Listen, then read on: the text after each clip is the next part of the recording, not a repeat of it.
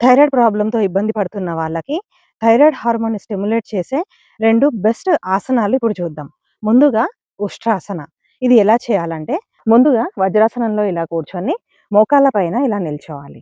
తర్వాత 2 మడిమలను కొద్దిగా దూరంగా ఉంచుకొని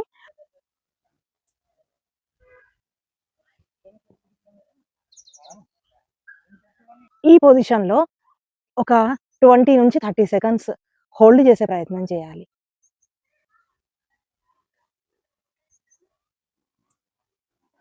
నెమ్మదిగా వజ్రాసనంలోకి ఇలా రావాలి.